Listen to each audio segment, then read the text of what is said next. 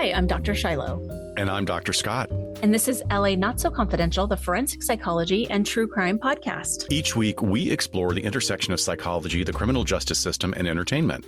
Today, our episode is on the forensic psych topic of delusional parasitosis.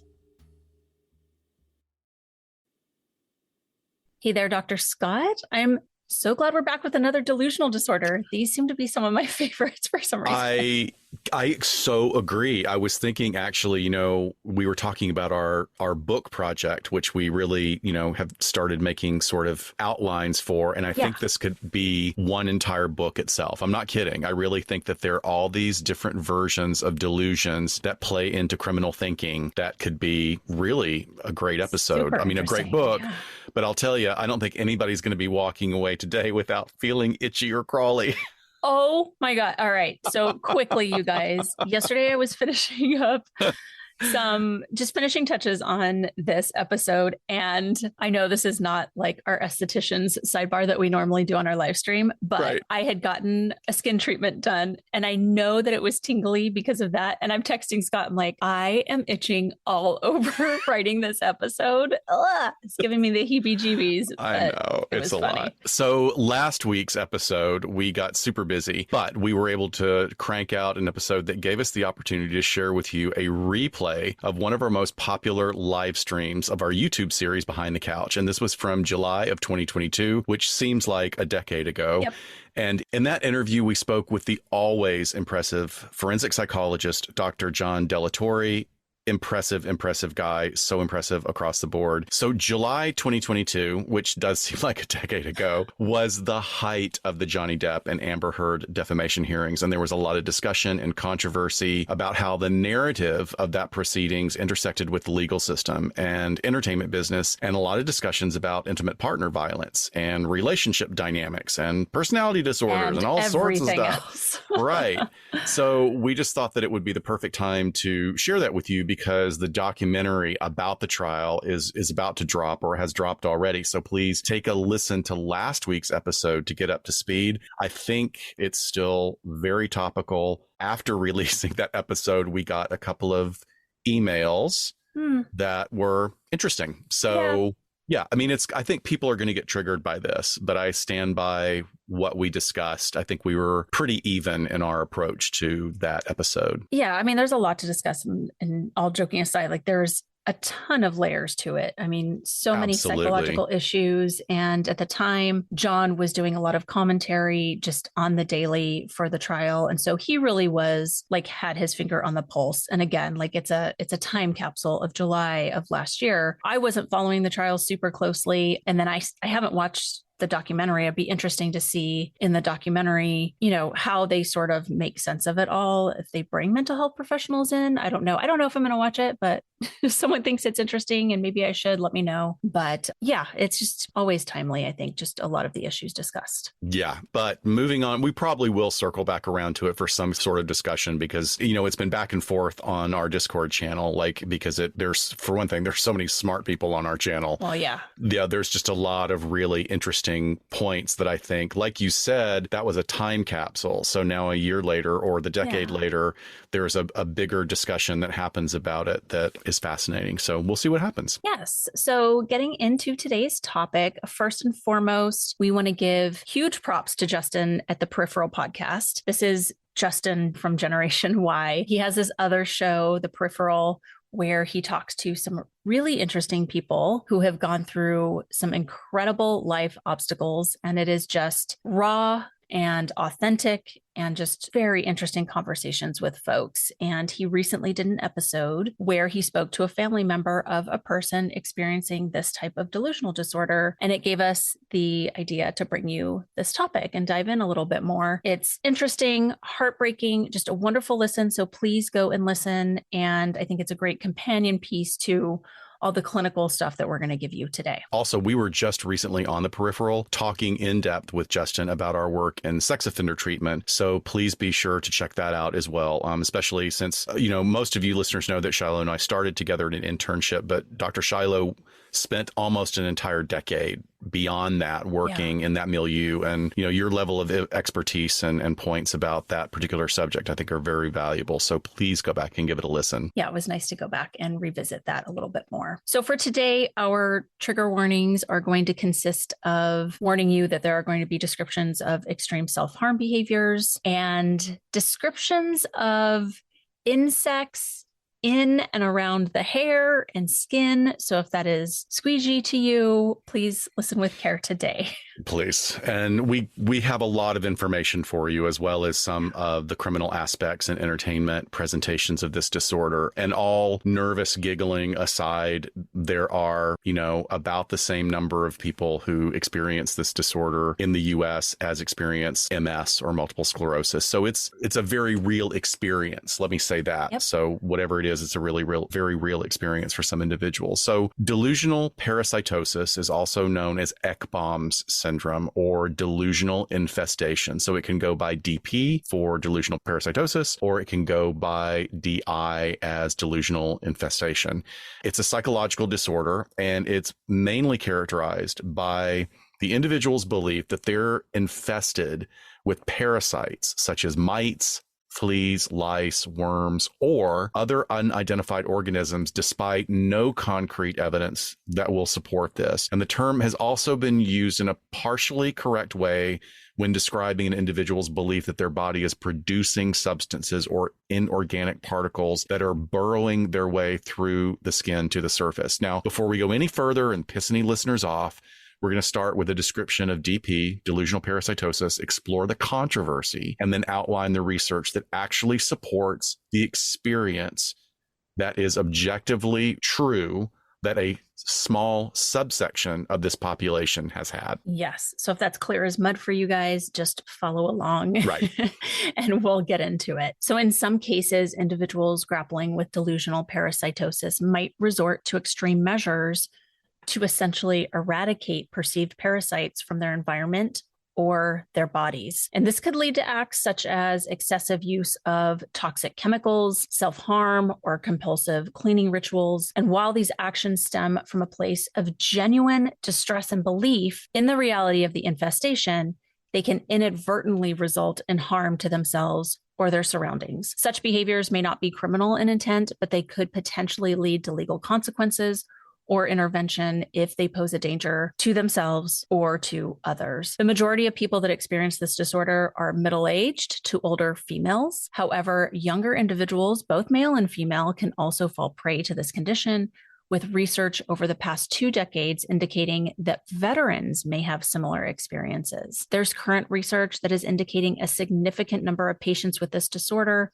have a current or a previous history with substance use. So here's a rundown of the most significant identifying factors for individuals with DP or DI. First of all, patients rarely visit psychological or psychiatric clinics. Yeah, I mean, that's on par with what we see with other delusional disorders. Absolutely, absolutely. These individuals often reject alternative diagnoses. They prefer and get fixated on the diagnosis that they find acceptable, and that's usually bolstered by their own internet research. As Dr. Shiloh said earlier, predominantly the patients are women over the age of 50, and there may be underlying neuropathy or dermatological issues that can be misidentified as a parasitic infestation. You know, I think there's an interesting side note here to the point that you're making is that some medical doctors, if someone with this disorder presents in front of them, might actually refer them out to a specialist like a dermatologist, not really knowing what to do with it. And then that ends up starting this cycle. This sort of legitimacy is lent to their claims because, oh, now I'm being referred to a specialist. Exactly. For the person suffering from this disorder. And they're thinking, oh, great. Okay. Someone else agrees with me that something's there. Yeah. So DI is not purely psychosomatic, but it can stem from what we call neuropathy. I think probably most people are familiar with the term neuropathy, but basically it's neuropathy of some form generally tends to happen with people as they get older. It can stem from severe arthritis. It certainly, unfortunately, is very common in people with severe diabetes conditions. It's where there's a constant prickling or tingling or burning in the extremities. So hands and feet predominantly. And that can be misinterpreted by some people. They may have a form of neuropathy, not realize it, and they may think that they've got an infestation of some kind. It can also stem from dermatological conditions, like Dr. Shiloh said, drug abuse, or even in the case of more severe mental disorders like schizophrenia or hypochondriasis. So schizophrenia has a subset of symptoms as well called tactile delusions or tactile hallucinations, but usually those are the experience of feeling things on top of the skin rather than underneath the skin. Very strange differentiation there, but it's actually important. And interestingly, the most successful treatment for this comes from using antipsychotic medications. Even if it's a mild antipsychotic, it just sort of turns down the volume, in a sense, on the delusion itself. But if left untreated, patients can transition from acute seeking of treatment, like doctor shopping in a way, to a chronic acceptance of the condition. And then what we see this is really problematic is when they actually start to really identify with the condition. They find online groups that, like gang stalking or some of these others, they find groups that support them in this belief system. Fascinatingly, it doesn't affect any other part of the cognitive process. So mental abilities are fully intact, and hallucinations, actual hallucinations in these individuals, are very, very rare, except for those tactile or touch sensations. The patients do make irrational claims, and they can identify completely harmless objects as parasites and exhibit what we call pressured speech, which is probably what you hear when you listen to me talk, because I'm so ADD, I talk really fast. But one of the most common cases that will happen with people who have DI will be they will misidentify fabric or textiles that somehow got under their skin. Like men who wear tidy whities can often get cotton threads burrowing into their skin, which is actually quite dangerous, because if you get an infection like that, runs rampant through a man's system, which is not good. But I will talk more about sort of what patients will do when they go into doctors with these quote unquote samples. Yeah. And maybe that pressured speech is an indicator as well, like you were saying. But like several other disorders that we have covered on LA Not So Confidential, individuals with DP typically display outward behaviors that align the community at large. So in many ways, or in other domains of their life, they may have great successes and are otherwise quite functional. The prevalent theme among most patients is their vivid description of the sensation of an infestation, often locating it either directly on the skin surface, slightly below, maybe around bodily orifices, or even internally, particularly with the digestive system. A significant aspect of the fixed beliefs of these individuals is the conviction that the parasites they are experiencing internally have also infested the patient's surroundings, particularly the home, meaning they believe that their clothing, bedding, and furniture can all be infested as well. So the typical profile of a DI or a DP patient involves a pretty significant period of their grappling with the infestation delusion, during which they have likely consulted numerous medical experts, including parasitologists, entomologists, and exterminators even. A lot of patients recount prior encounters with healthcare professionals, and they describe them as indifferent, dismissive, and even sometimes derisive of their concerns, and that those medical professionals lack competence in their attempts to address their concerns regarding the infection or the supposed infestation. And in many situations, less compassionate or experienced professionals absolutely can come off this way to patients. And that's certainly not going to help somebody that already has this fixed belief. Right. So again, this mimics the other styles,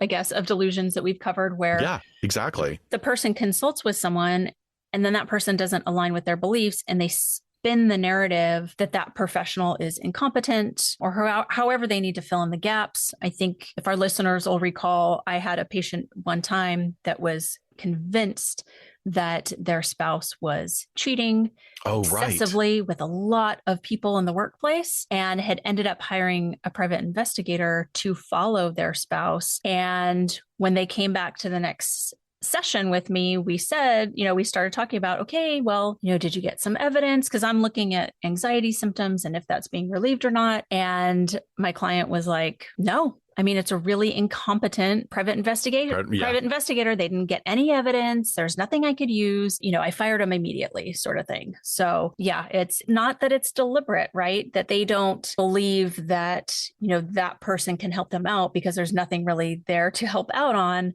It just starts filling the narrative of the delusion. I had a client one time who was convinced that an ex-girlfriend was breaking into his apartment and moving things around and not stealing anything, just moving them around and making them not work. Like it was her fault that like the radio wasn't working or the TV wasn't working and you could never catch her and the alarm companies. So I thought that I was being so clever in this intervention. And I said, well, why don't you use cameras? Oh, I already have cameras. And he would show me video and he'd say, like, did you see that? Did you see that blur? Yep. And I was like, I don't see the blur. He goes, no, there was a blur. She was able to do something to the camera. Wow. So you have to be really careful. And I'm not sure there's actually a concrete answer about working with these fixed delusions, but you have to be really careful not to reinforce it inadvertently. Sure. By supporting the process. Like you were trying to address the anxiety and yet here we go. Like we may have added to it.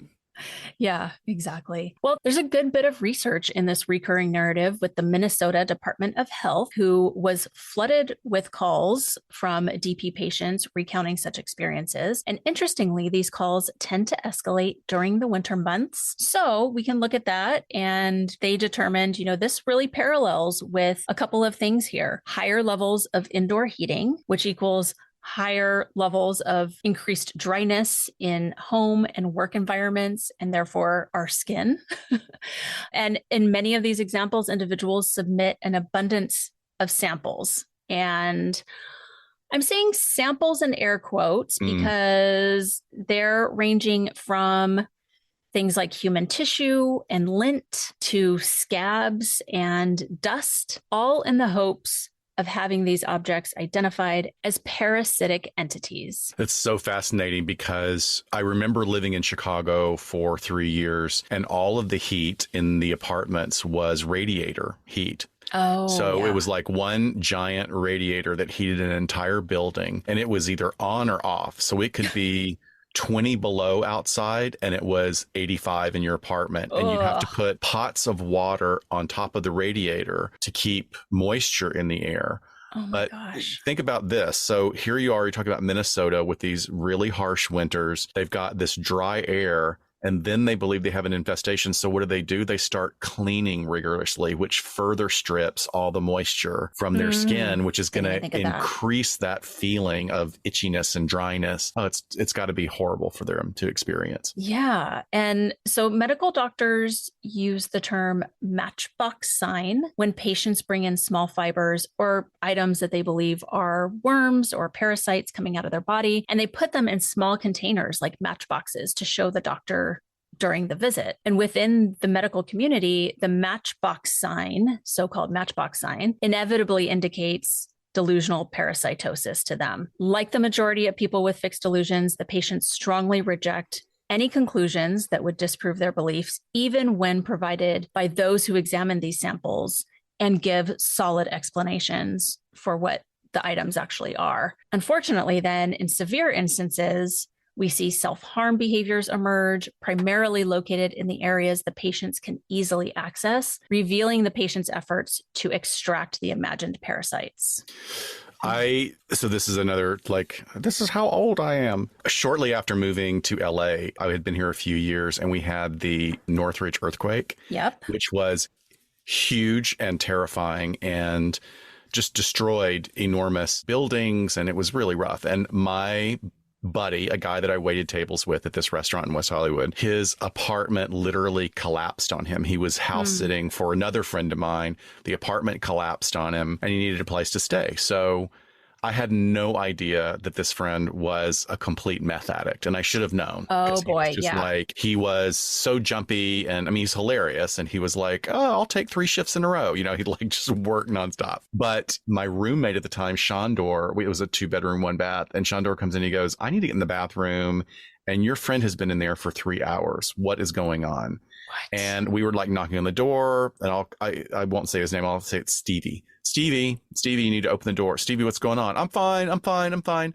Finally, we like push the door open, and it's like a complete steam room because he's had the hot water running for hours, and there's a huge hole in his leg, and he's convinced that there's an ingrown hair, and he's been plucking at it for hours and hours and hours. He goes, "I know it's just itching like crazy. I know if I can get it out." It was so horrible. It's like just blood everywhere. Sorry, listeners. I know we're getting real, but like, again, it was that meth experience of feeling that he had an ingrown hair and there wasn't anything there. And it was just awful. It's remembering it. It's like, it's so vivid when I think about that. Yeah. Well, meth bugs is a thing where, they definitely believe that's a sensation or it's part of the psychosis that they're happening at the time. And there can be a lot of picking and self-harm. I'll just stick to self-harm.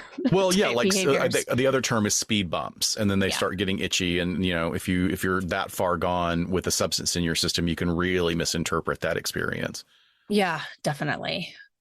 In general, delusions can be caused by so many different factors: brain damage, organic wiring, severe illnesses, and individual brain structures. And the effects can affect many different processes within our brains, including distorted sensory perception, as well as recognition of faces or objects, decision-making, reasoning, memory, and self-monitoring. A lot of the things that we've covered in our other delusional disorder episodes. Yeah. And while delusions can stem from brain disorders like toxic or nutritional encephalopathy, a significant association exists between the development of delusions and lesions located in the right cerebral hemisphere. A very big part of content-specific delusions, like those related to sexuality or somatic experiences, come from damage in the right frontal lobes. Now, not everyone with right hemisphere lesions will manifest delusions, but in patients with considerable brain degeneration, even a small solitary obstruction in the right cerebral hemisphere could lead to confusion and creation of a fixed belief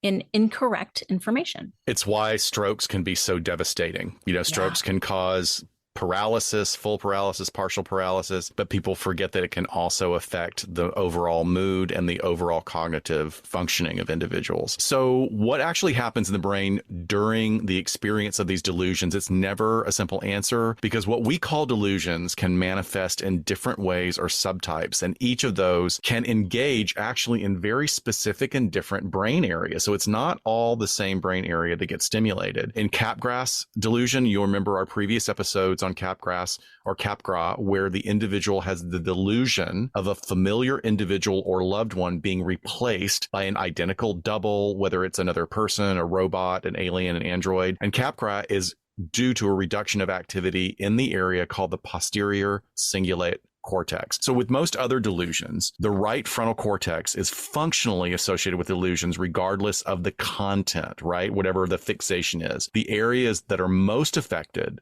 by general delusions. Here's a lot of brain terms, which is so fascinating. I know. I still have my brain coloring book from grad school. So the most affected are the dorsolateral prefrontal cortex and the left and right superior temporal gyrus, the left middle and inferior temporal gyrus, right and left posterior cingulate gyrus, right amygdala, and right and left fusiform gyrus. Okay.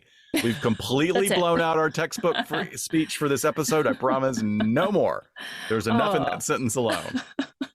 Yes, man, I love neuropsych so much. But I wasn't going to be able to hang with that for my lifetime. Well, I got to say too, most of the neuropsychs that I know are so brilliant, and they share a lot of interesting personality quirks. Indeed. Oh my gosh. Yeah, yes. So good. And I worked for 2 full years in our practicums, and man, I could write a book. So, okay, we're going to get into the most well-known version of delusional parasitosis here. So the name Morgellons comes from a letter written in 1674 by Sir Thomas Browne, an English physician. The letter contains a brief description of a skin disease in French children. Dr. Scott, if you would please give us his quote. Hairs which have most amused me have not been in the face or head, but on the back, and not in men, but children. As I long ago observed in that endemial distemper of little children in Languedoc, called the Morgellons, or the Morgellons, wherein they critically break out with harsh hairs on their backs, which takes off the unquiet symptoms of the disease and delivers them from coughs and convulsions. Very strange description of like kids breaking out. Like, are they little werewolves or what? I don't know. It was 1674. True. It's been a lot of time it's passed. It's September 1st. It's spooky season, as most people are concerned as we record this. But it's a very controversial condition that continues to be described in current research literature as a, quote, poorly comprehended condition. And it's characterized by the generation and expression of knot or thread fibers beneath the skin. Although some of the fibers have later been identified as microscopic textile fibers that were ground into and absorbed by the patient's body, there are examples that fit the biology of the patient, and then some that are just inexplicable. Those affected often describe sensations of crawling, biting, or stinging sensations throughout the body. And the medical community remains divided regarding Morgellons' nature. While some experts consider it a physical ailment, others propose it might be a manifestation of delusional parasitosis. Medical professionals have also referred to Morgellons as, quote, an unexplained dermopathy, indicating a skin disorder without a known cause, while some have termed it also as fiber disease.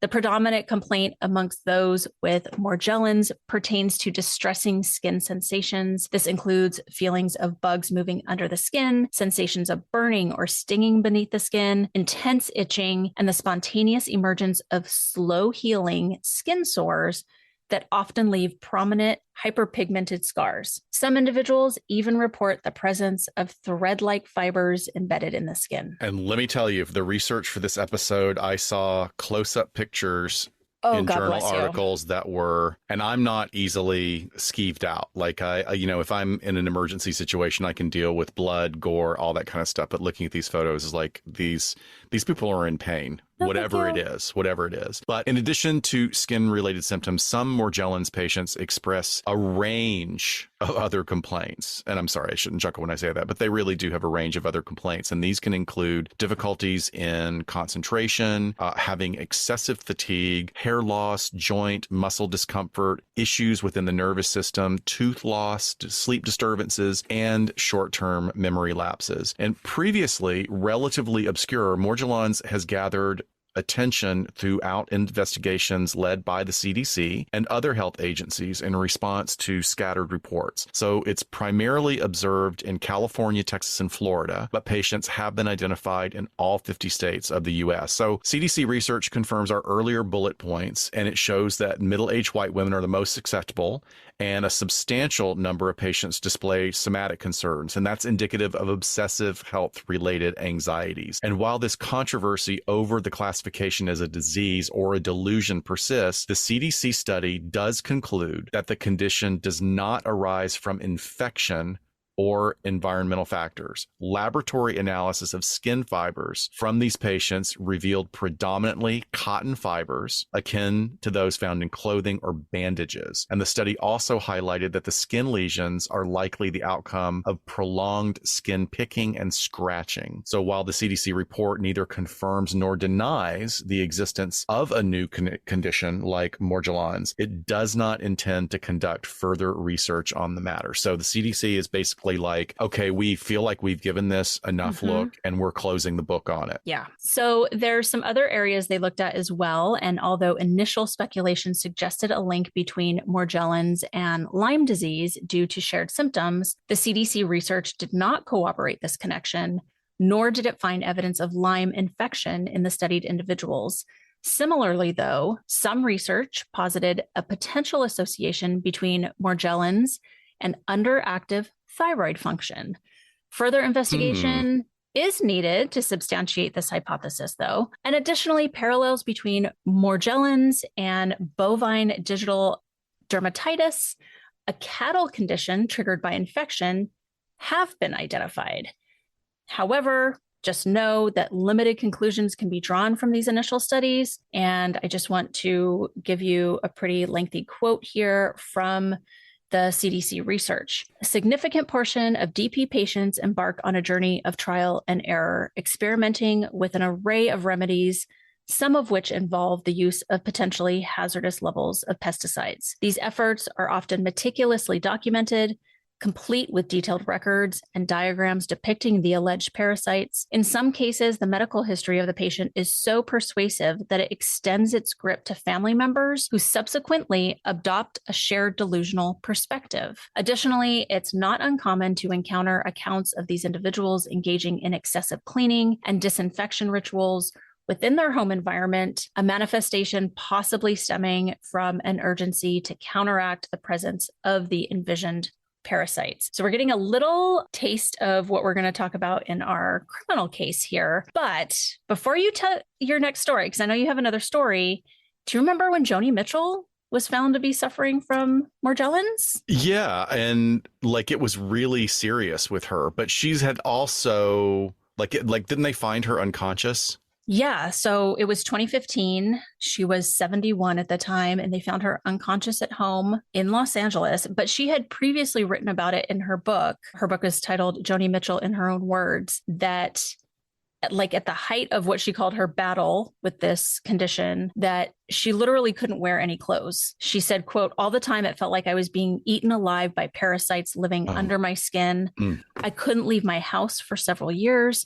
Sometimes it got so bad I couldn't walk and I'd have to crawl across the floor. My legs would cramp up just like I was having a polio spasm.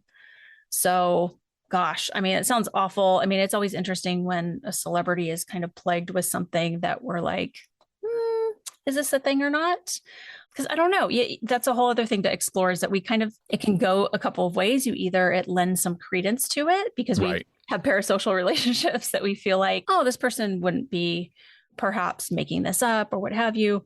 Or people can write it off as to like, she's kind of a weird hippie anyway. What's going on over there? It makes me think there's a really great regular article in the New York Times Magazine, and it's like medical mysteries. And there was one from a decade ago that just really kind of punched me. I've only ever had, I mean, like, it's funny. This comes from being, my career as a dancer. One of the things you do as a dancer or a gymnast or even any kind of professional athlete, you develop a high tolerance for pain. You really do. So like I had to actually teach myself as an adult, like, no, that's actually a bad pain and I need to go to the doctor for it. Yeah.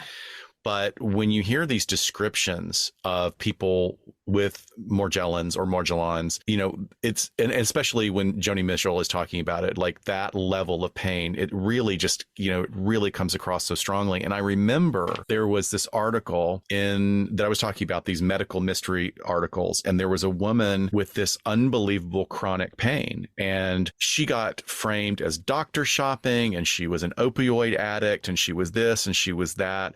And finally found a doctor that was willing to work with her. And it was a neurologist. And the neurologist realized that all of it started after a car wreck. And there were no exterior injuries, but there was so much trauma to her body slamming against the restraints to keep her safe. It's like she didn't have a concussion. She didn't have a head concussion, but the neurologist basically said that trauma rewired her entire neurological system. Wow. To pain. So it was like she was just basically every nerve was on fire. And so they developed a protocol, and they used like standard, Western medicine, as well as some like ways to lower anxiety, and basically had to rewire her body. And people can go, oh, that sounds so woodly doodly. But, if you go to a physical therapist because your hips won't stay in alignment, they'll have you say, no, you need to do these baby exercises of lift your right hand and your left foot, because we need to teach your brain to use these neural pathways again. So I can't help but wonder if Morgellons is some version of this. Yeah, certainly. And, we're kind of, you and I are obviously looking from the mind, the psychology side of things. And we're always talking about like, why can't people just think of the mind and body more as one, whether it's trying to take apart stigma related to seeking mental health. Yes. But then I feel like on the other side of the medical field, sometimes they need to also look at like, this isn't just the like what your tests are showing or what bodily functions are happening. Like this is a mind body blend going on here. And well, especially look, we talk about for women. I mean, we have got a paragraph on this later, but the whole experience of women having endometrial pain, right, is like, why are we only starting to really talk about that in the last decade? I mean, women have been so marginalized for like, suck it up, deal with it. You're not in that much pain. It's like, oh my God, maybe we need to change the dialogue about this, you know? Yeah. Well, just before you tell your story, I thought it was really interesting because in the article I was reading about Joni Mitchell's experience, they were saying that really Morgellons only kind of made a first appearance in 2006 in California, like is where it all sort of started popping up. And that was according to CDC, you know, aligning with what you said, like they had these, you know, 3 very distinct states where this was happening. But I think that piece is so interesting. Yeah, I don't, but then again, it's also an issue of reporting. Like maybe this was happening in other dry areas. I mean, it's interesting because you would think, well, okay, certainly your skin gets dry during the winter months when you're using indoor heating in work and home environments. But what about Flagstaff, Arizona, where it's hot and dry constantly, or Palm Springs? Yeah. You know, why wouldn't you? I mean, so that there's a little bit of a confounding issue to that. I don't have another big story. It was just a sort of more of an anecdote of working with a client years ago in my training site as an NFT, and his mother. Now that I have this information, I realize his mother must have had some version of this, because she would be obsessed with like something itching her skin. And she would always try and get family members to put like just tons and tons of lotion on her back. And what's that, like lidocaine, you know, like the topical anesthetic that you can buy over the counter. So you would like, and even try to get her granddaughters, and her teenage granddaughters would be like, no, grandma, we're done. We're not doing like, very sad. It is sad. I mean, whether this is a delusion or not, just like when we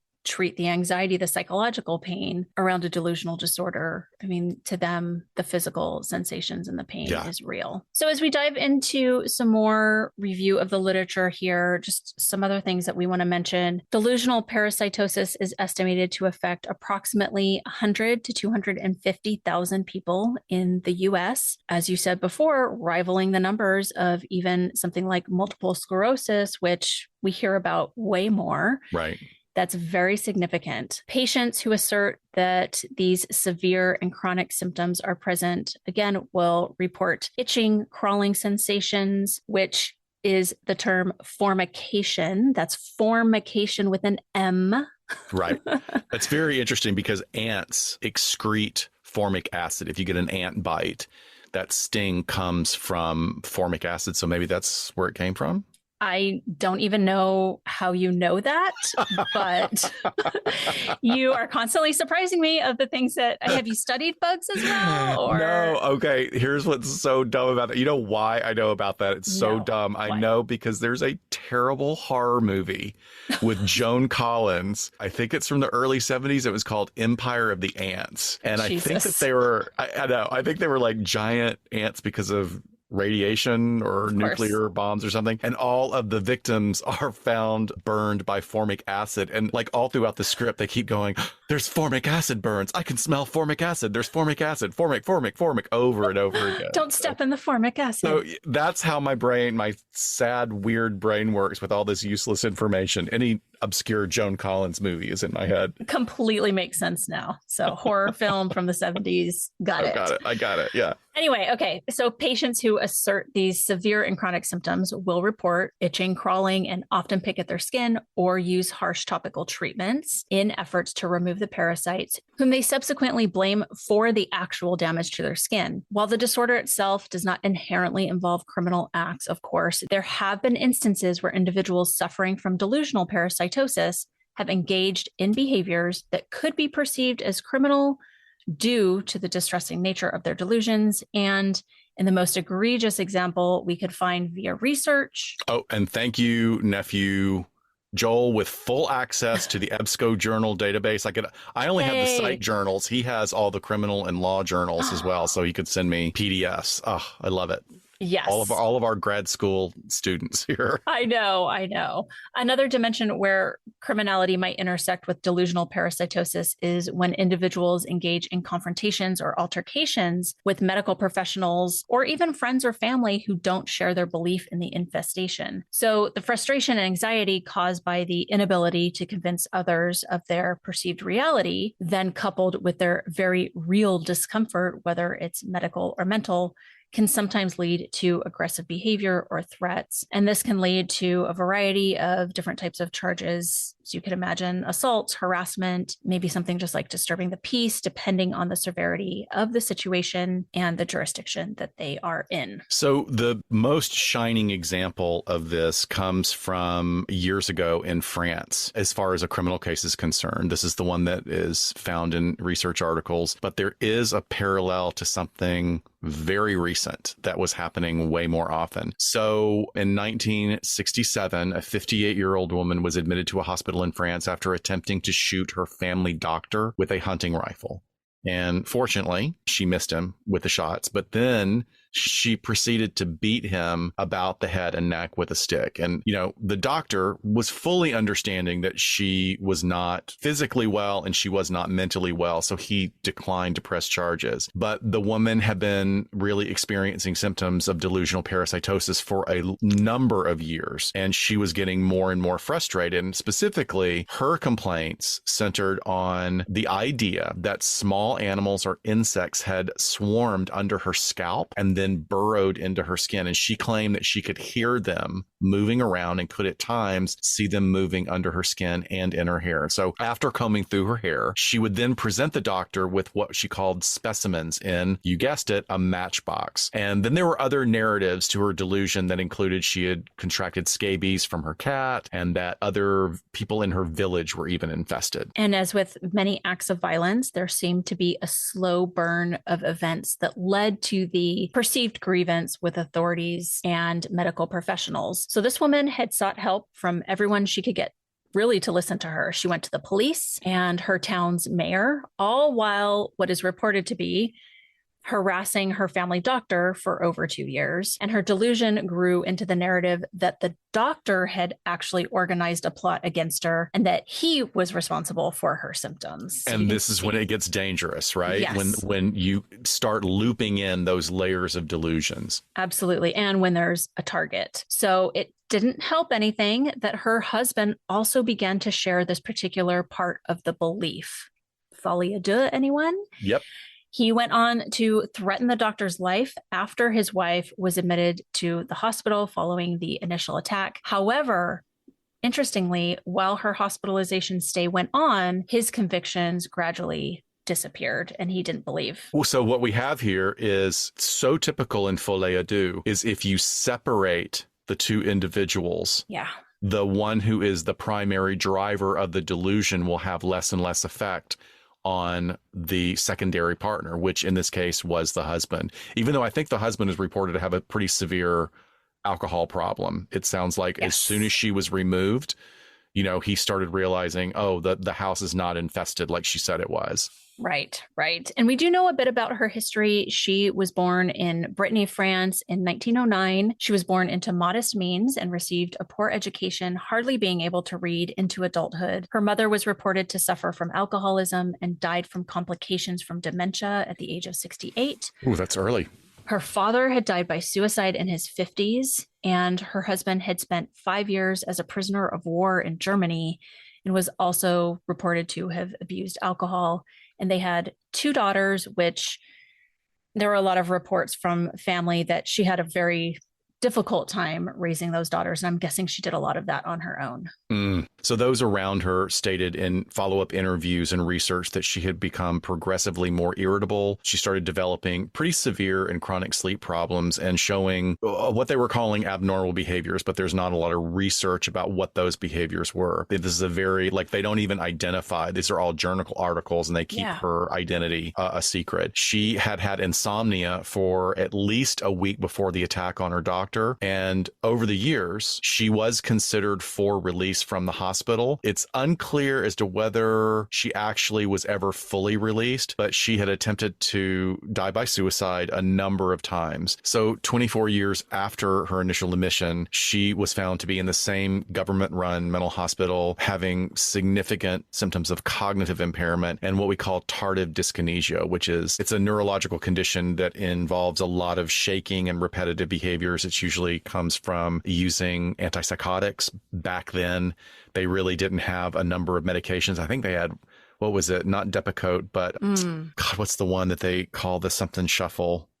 I'm not sure, but it also can look like a lot of tics, facial tics, lips, like biting the lips and blinking or grunting. Yeah. She was treated throughout with all the current neuroleptics and antipsychotics of the day. And it unfortunately didn't seem to have much significant impact on her symptoms, which is kind of amazing because we've come so far since then. And even some of the lower dose antipsychotics can actually have a really significant impact on delusions. Fascinating story. Yeah, interesting case study. I love coming across case studies in journal articles when, you know, like you said, essentially they looked back at all of the documentation that was taken on this patient throughout her years there and just sort of recapped all of that. I couldn't help but think of an incident that happened right in the middle of COVID when there were a lot of deaths, and many of the deaths were from people that were not taking any precautions. And this was pre-vaccine, and people were very angry, and people were also having to die alone. Like, they couldn't have family members in the hospital rooms. And there was a big report where a gentleman died, typical profile, white guy, late 50s, early 60s, overweight, heavy smoker. You know, that's like a death sentence at the time for that first version of COVID. So he did not believe that COVID was a real thing. His family didn't believe it. He died intubated on a ventilator. The doctor goes out to the parking lot to break the news to the family, and his wife punches him, like knocks him out. He falls on the asphalt and gets a concussion because he slams his head against so then the family was like ready to attack him, and security jumped in. So, you know, I'm not saying that's a full delusion, but I think that, like you were saying, that distrust in authority figures. Yeah. And the idea that we've got to be mad at somebody, or somebody's got to be to blame. So we're going to use this person as the target for our anger. There's a lot of discussion in the medical community about that term matchbox sign that we mentioned earlier. I mean, unfortunately, the popularization of terms like this can tend to minimize the personal experience that the client is having, whether or not they actually are experiencing either a tactile delusion or legitimate condition. So there's only 3 case studies that talk about fibers in or under the skin. In one study, researchers discussed grayish spots under the skin, and they used special tools to study them and found fibers similar to those from a washing machine and, interestingly enough, dog hair. Right. So upon further examination, they discovered elements like carbon, sulfur, and oxygen, which are present in keratin, a protein found in hair. However, they couldn't identify the exact type of keratin. And based on how they looked, the authors guessed that these fibers were from the patient's dog, but they really couldn't prove it further. And since some of the fibers were like small hairs, it's important to know that whether or not, you know, they're from humans or they're from dogs. I know sometimes my dog has the most coarse hair, and I've legit gotten a piece just perpendicular stuck in my heel. And it's like there's a needle in there. It's actually really dangerous. Please. Awful. Yeah. Ellie's, she's not a comfortable pet. No, she isn't for many reasons. But the test showed similarities between human and dog hair on the outside and chemically when they did further examination. And then another study found a black fiber on the skin, but they lost it while they were checking it. Right. And yet another researcher found fibers in a tooth's lesion, but they weren't sure if it was actually implanted there. Since dental floss is made of nylon fibers, these also could have come from flossing and caused a problem, which is what I'm going to tell my dentist next time I go. I just can't floss anymore because I have morgellons. Morgellons. I hate flossing. It's so gross. I do it, but it's disgusting. It's important. I know. When it comes to looking for disease-causing agents, the studies varied, but all of them missed checking for a certain type of infection. Only 2 studies checked for a specific infection, and really neither of them did a thorough lab analysis to find these agents or break them down into their chemical components. The way they describe their test really isn't detailed enough, and this is a problem in the science since others should be able to repeat those tests for accuracy. And it doesn't help, like what you were mentioning earlier, that like, okay, we found this fiber and now we lost it. Like, how are you going to, you're certainly not going to be engendering confidence from your patients when you do that. One study mentioned that the patient had some changes in bodily fluids, but they didn't explain the results of that test either. So again, this is important for good science practice. And maybe, I mean, that's interesting. If you're not going to have rigid scientific protocols for this, that's going to be a problem, right? Yes, just slightly. So they can't rule out an infectious cause for these problems. Like you were saying, looking at the fibers themselves, the studies showed that they weren't regular textile fibers, but instead they were created by cells in the body. And this is very important. So it means that there is a subset of people who do have these fibers generating within their own bodies. They're mainly made out of keratin and collagen, 2 materials that are found in skin and hair, and very important. I take my collagen in my coffee every morning, but they also come from different layers in the skin. So the base of the fibers attaching to cells matches the cells around them, showing that they're from the body. So they use special staining techniques on these fibers, and this showed them that they didn't have materials from plants or insects. And they also found that some of the blue fibers were actually human hairs with color from pigmentation. It was very rare, but that was one of the ones that, like, some of the patients, and those are some of the most disturbing photos. You would see these bright, pinkish, bloody, irritated lesions with clearly blue fibers. Wildly curled under the skin. It looked just incredibly painful. Wow.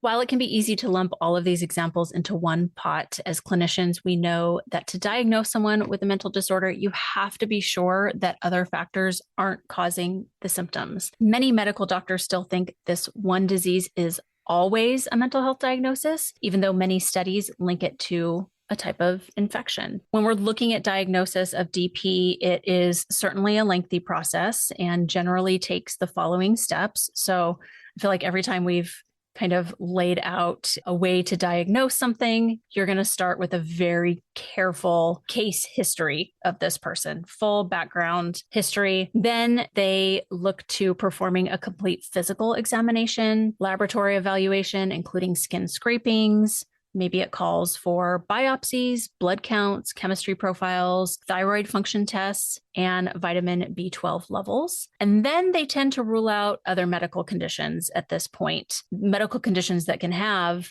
skin manifestations that appear to be caused by arthropods. So diabetes, atopic dermatitis, there's a number of them that you need to first, like we do, rule out certain sort of medical or maybe substance-induced psychiatric conditions first before we dive into what is just there organically. And then working with experts in these areas. We talked about parasitologists to rule out true infestations, people that are trained to look for whether these are mites or lice or fleas, bed bugs, what have you, and then ruling out other organic causes, allergies, contact dermatitis, those types of infections. And of course, as I just mentioned, ruling out drug abuse, especially in younger or male patients, because that tends to be less common. I don't think people are necessarily aware that that's also a big issue in the homeless communities. Like when I was working at the jail doing inmate evaluations, when they're coming in the jail, if someone had been coming from a homeless encampment or they had been unhoused for an extended period of time and not been able to take care of their hygiene, almost inevitably they would be infested with mites or scabies. And they would have to be, I'd have to talk to them either in wearing a full gown or in a mask, or I'd be outside the door. And the first thing we would do is,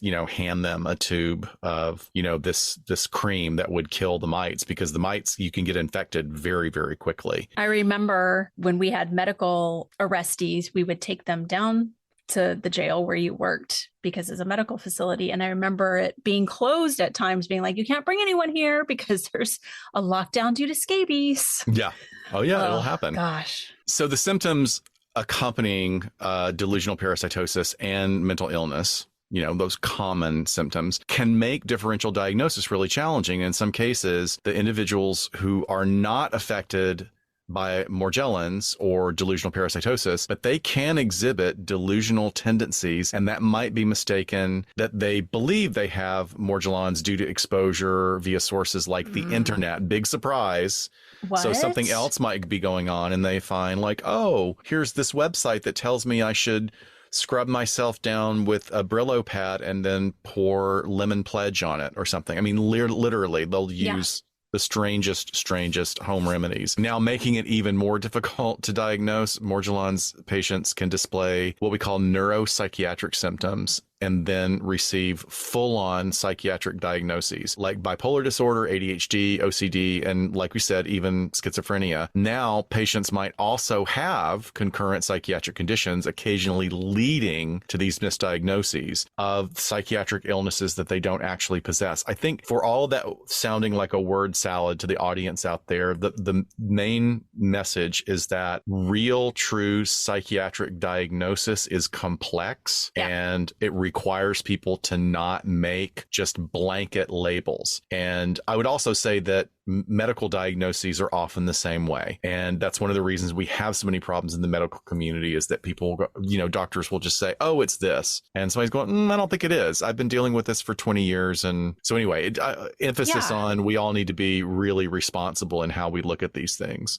Right, because some Morgellons patients may have inaccurate beliefs that are completely unrelated to their delusions. Right. With incorrect, self-researched internet information. Let's not forget the number of websites where these patients meet their limited scientific understandings, and other people who are now allowing them to misinterpret their symptoms by being an echo chamber of misinformation. So they may actually misinterpret the presence of something like textile fibers or filaments, and that sensation of crawling, interpreting it as worms or insects, or in some rare cases, maybe aliens. Right. Yeah. It can why happen.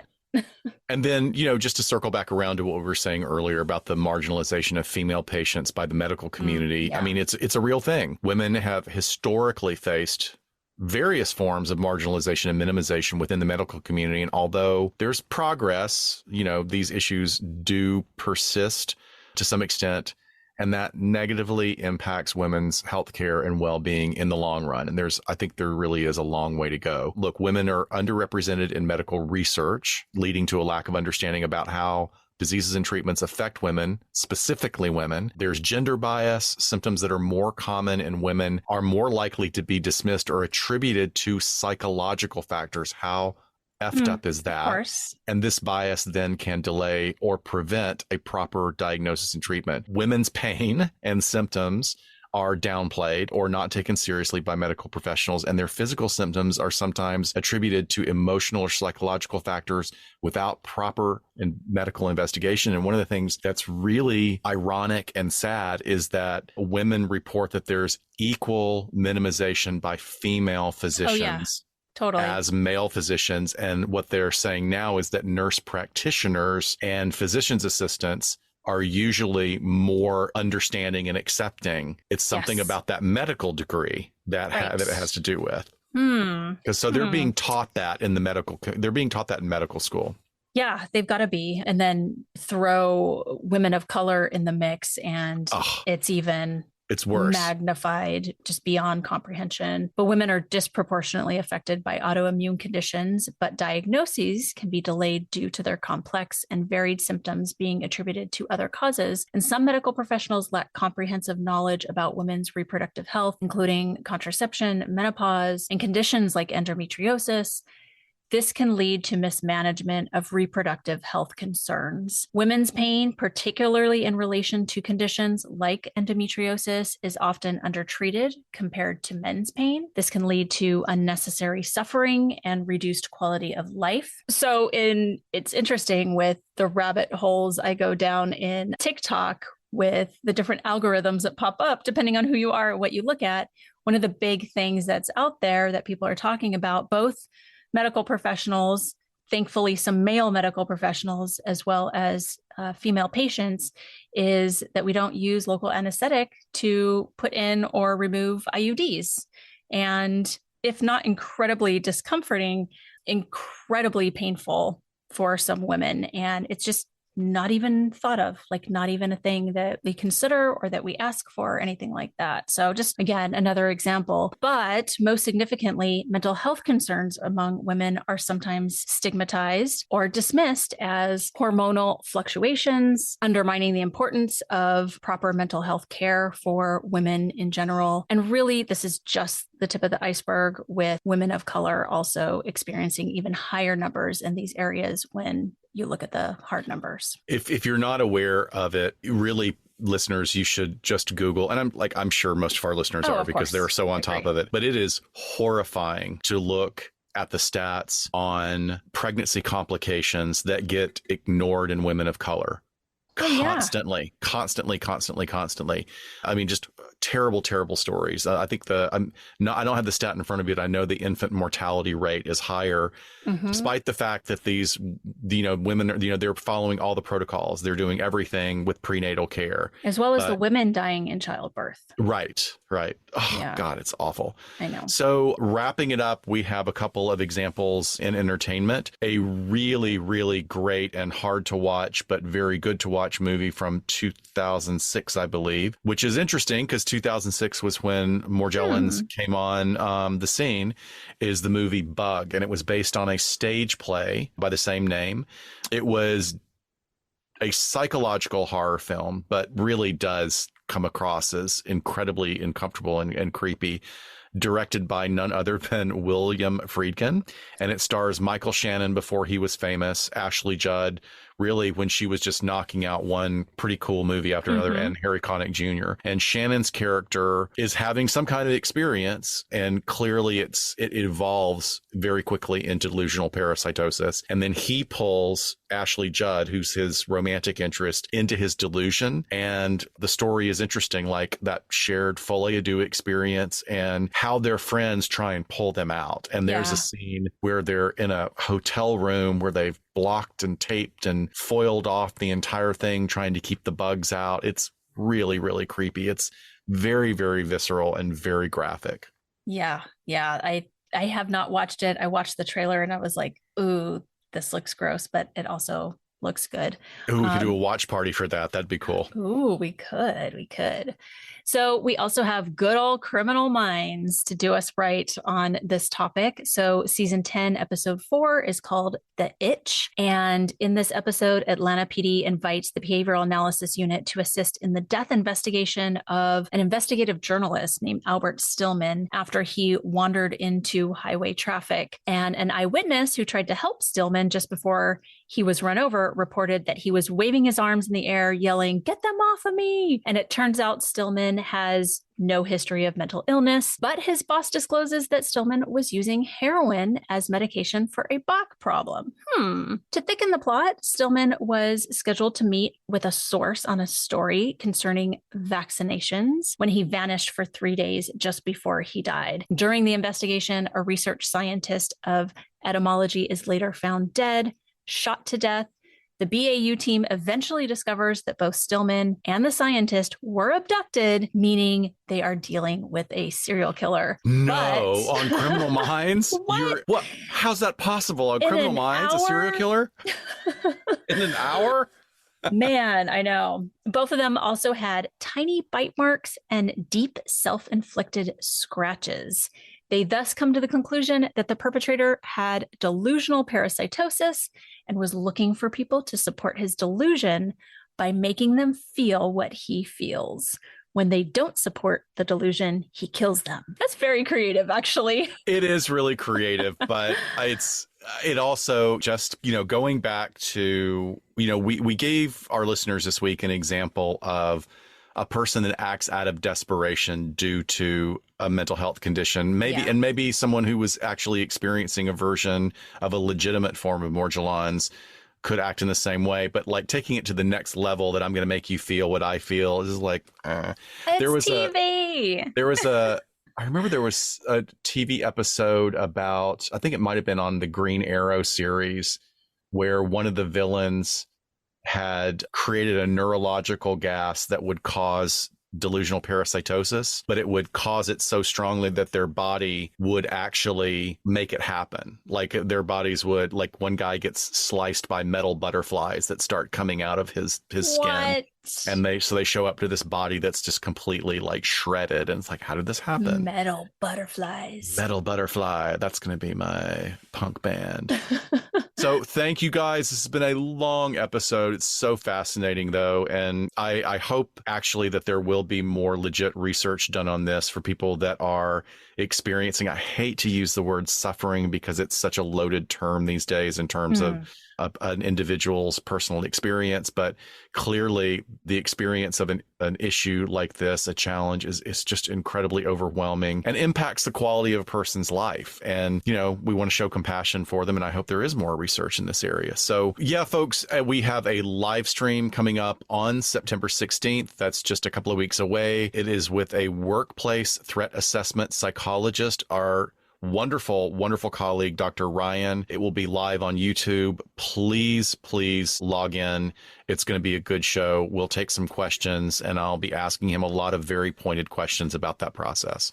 Yes. The emphasis there is Dr. Scott will be asking him a lot of questions because I forgot I double booked.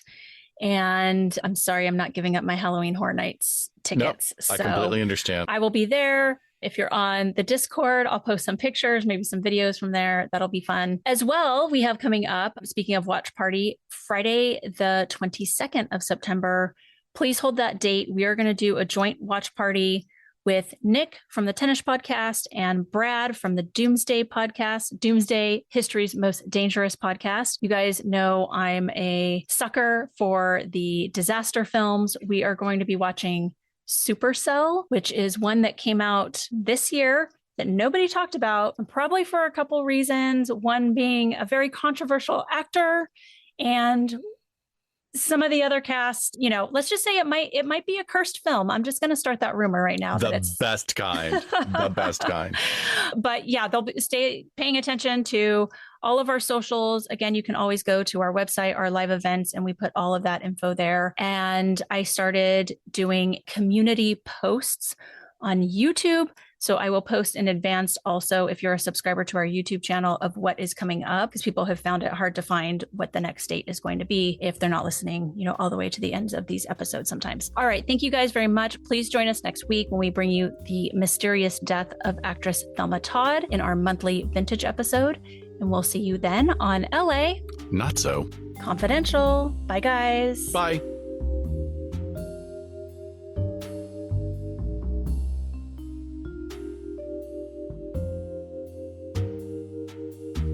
We sincerely thank you for spending some time with us today. LA Not So Confidential is part of the Crawl Space Media Network in partnership with Glassbox Media. Each episode is hosted, produced, and written by Dr. Scott and Dr. Shiloh. Our post-production editing and sweetening magic is handled by the multi-talented Jason Usry of Ear Cult Productions.